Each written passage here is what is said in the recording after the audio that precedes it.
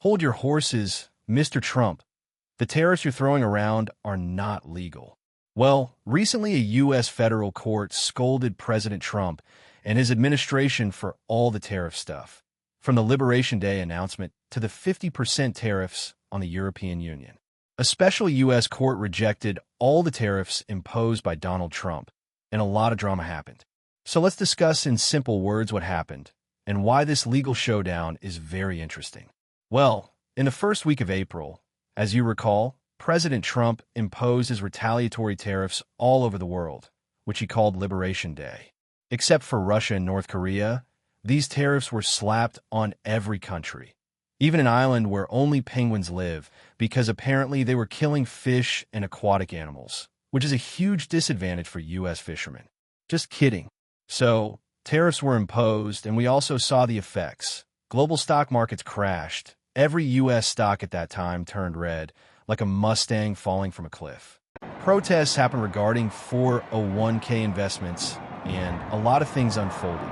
But after this, you may recall that a 90-day pause was announced.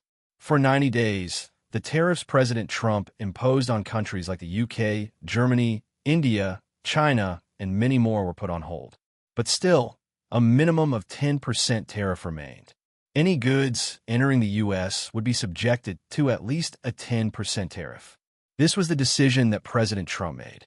Now, this matter went to a U.S. court, and a heated debate happened there. But in the end, President Trump and his administration got a huge blow from the court's ruling. The court directly scolded President Trump, saying how dare he take such trade-related decisions on his own. He may be president, but he has no authority to make such decisions individually.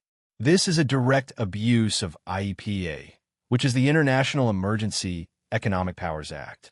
Now, just for a little context, the International Emergency Economic Powers Act is a very powerful U.S. law that gives the president special powers to protect the country when there's an emergency involving national security, foreign policy, or the economy. Now, this word emergency is important here. I'll come back to it shortly. This law helps the U.S. react quickly to threats without waiting for Congress to pass a law. This means the president can take emergency action without waiting for the House of Representatives and the Senate, which together make up Congress. It's like having a safety switch to stop harmful actions before they get worse. The president can use this law when there's a big threat from another country, like a serious political crisis, war, or economic problems that could harm the U.S. For example, if a country is building dangerous weapons, the U.S. might use this law to freeze the country's bank accounts or stop trade to try to stop them. If there's a crisis like political instability or violence, the president might use the law to cut off financial help to people who are causing harm. But clearly, the use of IEEPA is subject to judicial review if challenged in court.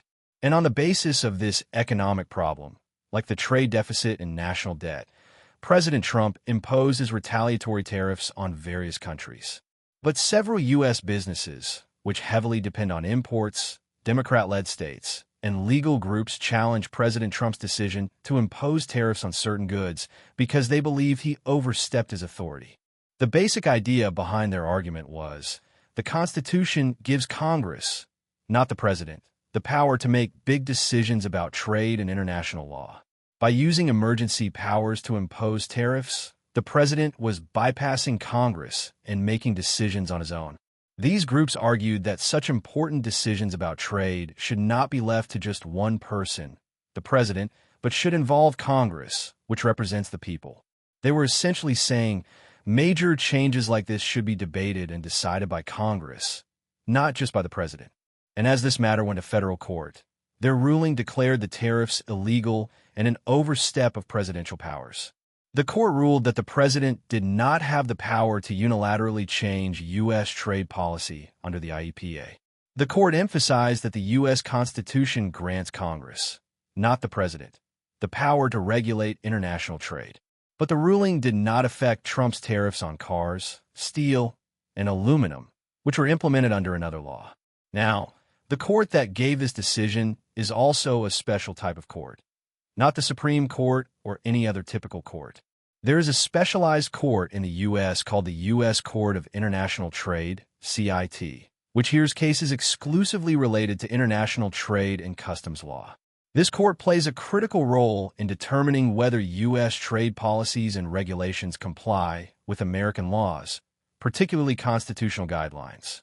The court was originally established in 1890 as the Board of General Appraisers, later became the United States Customs Court in 1926, and was again renamed and restructured as the U.S. Court of International Trade in 1980 under the Customs Courts Act of 1980. Now, a funny thing also happened in court. President Trump's team argued that Trump's tariff threat prevented nuclear war between India and Pakistan. They claimed that by threatening to increase tariffs, they convinced both countries to stop the potential nuclear escalation. But again, the court didn't listen to anything. It said that the president or the government can't use trade rules to solve political problems, like the India-Pakistan conflict. Even if solving those issues through trade might seem like a good idea, the court said the Constitution doesn't allow the president to make trade decisions just to help with political goals. Trade rules are meant to be based on actual trade matters, not geopolitics. So unless there's a direct threat to the U.S., the government can't justify changing trade policies for political reasons. This is significant for several reasons. It marks a rare instance in U.S. history where an administration tried to justify its trade policy by referring to military tensions in South Asia.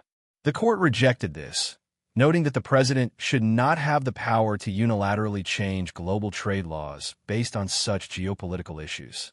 So the court directly rejected this claim and directed the Trump administration to remove all the tariffs he imposed. But suddenly, within 24 hours, Trump's tariffs were reinstated by an appeals court to make the necessary changes to carry out the orders. Actually, the Trump administration urgently asked the court to block a decision they disagreed with because they believed it would seriously and permanently harm the country's safety and economy. So right now, President Trump has 2 weeks to prove that he has legal power to put tariffs under IEEPA and that he is right. But after 10 days, if the Trump administration again gets a ruling against them, then the case will eventually go to the Supreme Court of the United States, where the final decision will be made. Well, ultimately, whoever wins in the Court of Appeals, this case will indeed go to the Supreme Court, and the whole world will see what eventually happens because this case will decide whether tariffs can be put on the entire world or if it's illegal. So that's it. Right now, President Trump and his administration are very angry and frustrated. Here you can see a very long paragraph written by President Trump, where he basically says this is an abuse of judicial powers and that it's unfair. White House Press Secretary Caroline Leavitt called the ruling judicial overreach, accusing the judges of usurping presidential authority. And here's a short clip of her. 3 judges of the U.S. Court of International Trade disagreed and brazenly abused their judicial power to usurp the authority of President Trump to stop him from carrying out the mandate that the American people gave him. These judges failed to acknowledge that the President of the United States has core foreign affairs powers and authority given to him by Congress to protect the United States economy and national security. Trump allies are framing this as a power grab by the courts, while legal experts emphasize checks and balances on executive power. So that's it. It will be interesting to see how this develops in the coming months because I think this case will eventually go to the U.S. Supreme Court. But some staff members of President Trump, like trade advisor Peter Navarro, are already saying that the government will continue tariffs no matter if they even fail.